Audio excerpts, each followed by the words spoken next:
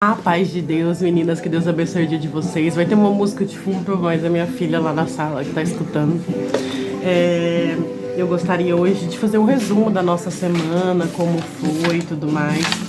A gente termina hoje a leitura do livro de Gênesis, né? Foi muito edificante, aprendi muito, Deus falou muito com a minha alma. Nessa semana a gente começou pelo capítulo 16. No capítulo 16 a gente vai conhecer a história de Abraão e Agar, né? Quando Abraão e Agar têm um filho. Isso fica do versículo 1 ao 4. Depois a gente conhece a história de Agar e Sarai, né? Quando elas se desentendem. Agar se encontra com o anjo do Senhor, que daí é aquela parte onde o anjo do Senhor faz todas aquelas promessas, né? Porque a Agar, para quem não sabe, é a serva ali de Sarai, então é muito lindo assim, né? Mas precisa mesmo estudar para você entender todo o contexto da história. Depois a gente fala do nome de Ismael é dado, tu és o Deus que me vê. E depois a gente vai para o capítulo 17, que é a mudança do nome de Abrão para Abraão, o concerto de Deus com Abraão e sua casa, a mudança do nome de Sarai, Deus fala sobre Isaac, Abraão circuncida todos em sua casa. Essa parte também é muito interessante. Eu até fiz um comentário bem aprofundado sobre a circuncisão, para a gente entender qual que era o significado, né, da circuncisão naquela época. Eu só tô revendo mesmo os temas que a gente viu, tá? Porque todo dia eu mando todo o resumo de cada capítulo que a gente lê ali no grupo. Se você não faz parte, é só me chamar que eu já te adiciono. A gente vai começar Êxodo amanhã. Abraão se encontra com o Senhor. Abraão dá de comer a seus convidados. O Senhor reforça a promessa. Sara ri do que o Senhor diz. O Senhor conta a Abraão o que vai fazer com Sodoma e Gomorra. O pedido de Abraão para proteção de Ló. Essa parte também é uma parte que eu gosto muito, né? Que Abraão tenta interceder por Ló, seu sobrinho, né? E daí aqui a gente já começa a ver essa outra história, né, entrando pro capítulo 28, que Isaac abençoa Jacó, Esaú se casa com Malate, Deus reforça a promessa de Jacó, Jacó faz o voto com Deus, Jacó conhece Raquel, o acordo entre Labão e Jacó, Jacó é enganado pela primeira vez, Jacó precisa trabalhar mais 7 anos por Raquel, os primeiros filhos de Jacó. Gente, aqui eu quero falar um pouco sobre Raquel e Lia, que a gente acha que vê mais pra frente. Gente, eu era apaixonada na história de Raquel, mas depois que eu estudei sobre Lia, que eu comecei a me aprofundar, eu me apaixonei por Lia e por tudo que ela passou, sabe? Porque Jacó amava Raquel, então pra Lia foi algo muito difícil isso, sabe? Eu me coloquei no lugar dela. Depois a gente entra no capítulo 30, que é a proposta de Raquel. Bilhá dá 2 filhos a Jacó. Zilpá dá 2 filhos a Jacó, Isacar, Zebulon e Diná.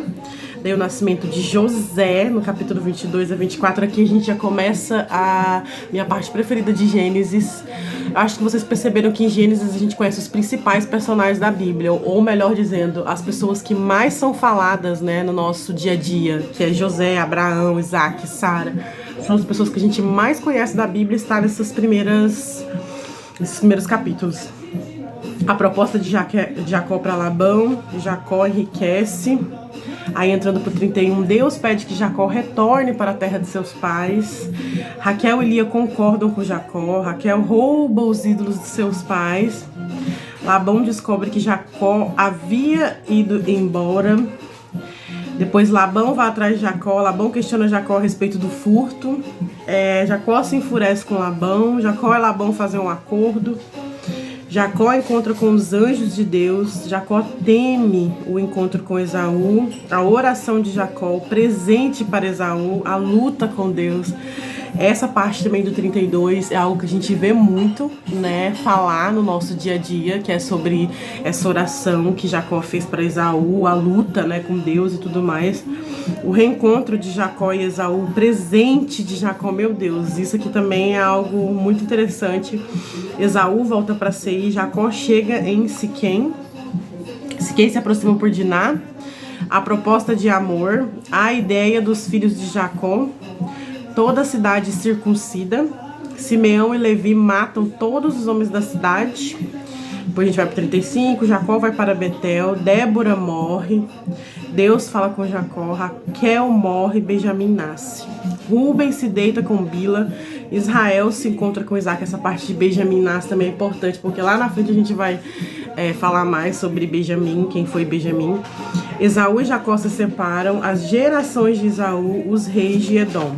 Daí agora a gente entra na parte 37, que é quando Jacó faz uma túnica para José. Essa parte aqui é uma das partes minhas preferidas da história de José, porque a gente vê o amor que Jacó tinha pelo seu filho José, pelo fato dele ser um filho de sua velhice, e a gente via essa preferência, né? E o quanto a gente tem que tomar cuidado como pais em fazer isso na nossa família, né? Que isso pode gerar inveja, pode gerar outras coisas que não são legais, né? O primeiro sonho de José, né? O segundo sonho de José, o plano para matar José. Esse capítulo 37, eu acho que... Eu até escrevi isso no comentário, tenho certeza. Que eu acredito muito que aqui a gente consegue ver o agir de Deus em todas as maneiras. A primeira parte é quando ele faz a túnica para José, né? Que Jacó, então, ele diferencia José dos outros.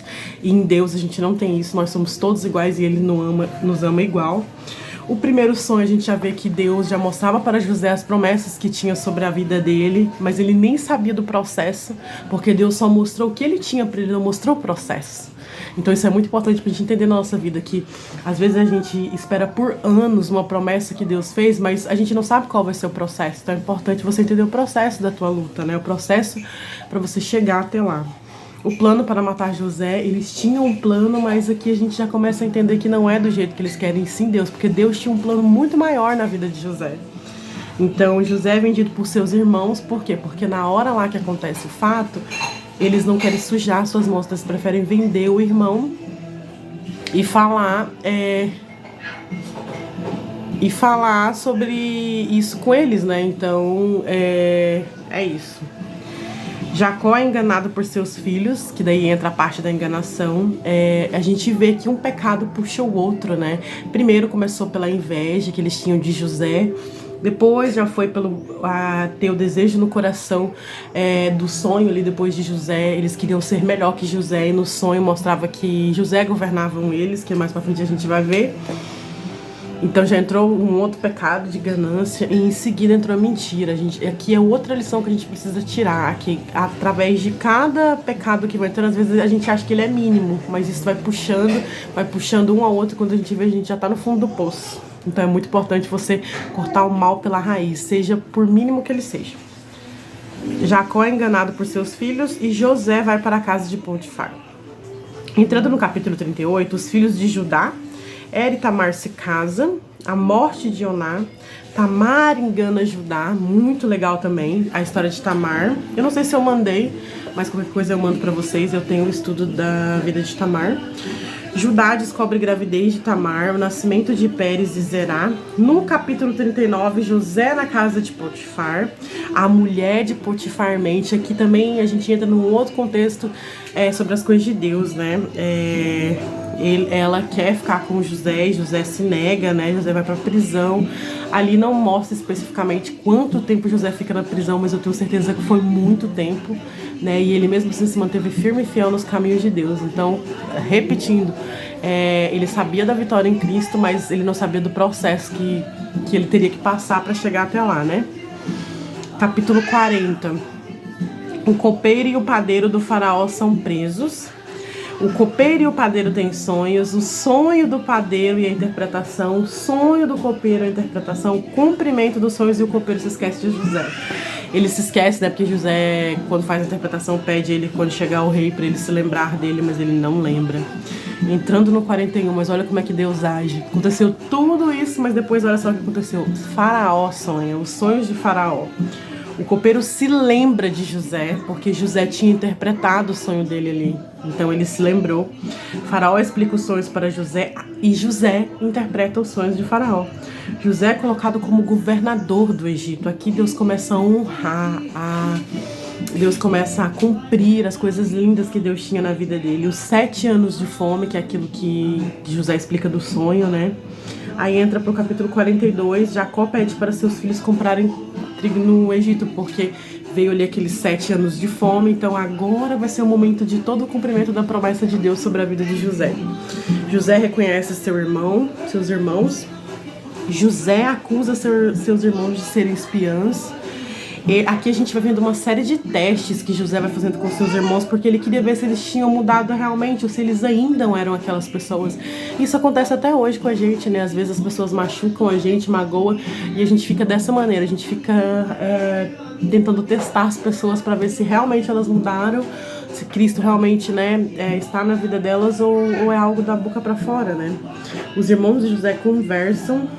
José devolve o dinheiro dos irmãos. Jacó não aceita que Benjamim vai com eles, porque José fala sobre isso, né? Que Benjamim precisa ir porque eles queriam ver se eles iriam fazer igual fez com ele, ter vendido ele, né?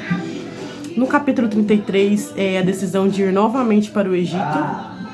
A segunda ida para o Egito, José pede que eles comam com ele.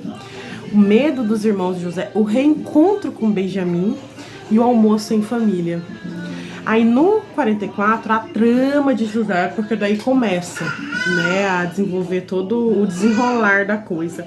Benjamim é pego com o copo de José, porque José coloca o copo ali para ver o que iria acontecer. José afirma que terá Benjamim como escravo. Ele poderia ter pedido sim a pena de morte, porque naquela época podia, mas ele quis fazer dessa maneira. Judá conversa com José, porque Judá havia prometido para o seu pai que Benjamim voltaria, porque ele já tinha perdido José, então ele sentia aquele grande amor também por Benjamim. José se dá a conhecer aos seus irmãos, então ele apresenta como José. José afirma que Deus o enviou ao Egito, a convite de José para seu pai. Os presentes que Faraó dá à família. Jacó é avisado de que José ainda está vivo. Deus fala com Jacó. Israel desce ao Egito. Os filhos de Jacó com Lia, Bila e Raquel. Aí a gente vai das linhagens, né? Os filhos de José, os filhos de Jacó com Zimpa. O reencontro de Jacó com José. O novo plano de José. Faraó se encontra com os irmãos de José. Faraó se encontra com Jacó. José compra o direito à 5ª parte de toda a produção. Jacó faz José lhe prometer que não seria enterrado ao Egito. E no 48, Manassés e Efraim se tornam filhos de Jacó. Jacó abençoa Manassés e Efraim. Jacó abençoa José. E depois ali no 50 e no 51 eu mandei hoje para vocês. Então, eu espero que vocês tenham entendido, né, o método indutivo de todo esse resumo, né? O que a gente aprende sobre Deus é que em todos esses momentos a gente vê que Ele é fiel nas suas promessas, independentemente do tempo. Que a gente aprende sobre nós muitas coisas, orgulho, ganância, sobre vários pecados que pode estar na nossa vida, mesmo a gente cristã, a gente entendendo pecadinhos, aquelas mentirinhas, aquelas coisas mínimas que a gente acha que não está fazendo nada e na verdade está se transformando em uma bola de neve e daqui a pouco a gente está no fundo do poço. E a terceira pergunta é o que eu preciso melhorar, o que eu preciso tirar dessa palavra para mim? Tudo. Eu preciso cortar o mal pela raiz, eu preciso esperar em Deus, por mais que sejam 5, 10, 15, 20, 30 anos, as promessas de Deus serão cumpridas sobre a minha vida. Então que Deus abençoe vocês e a partir de amanhã a gente vai começar Êxodo.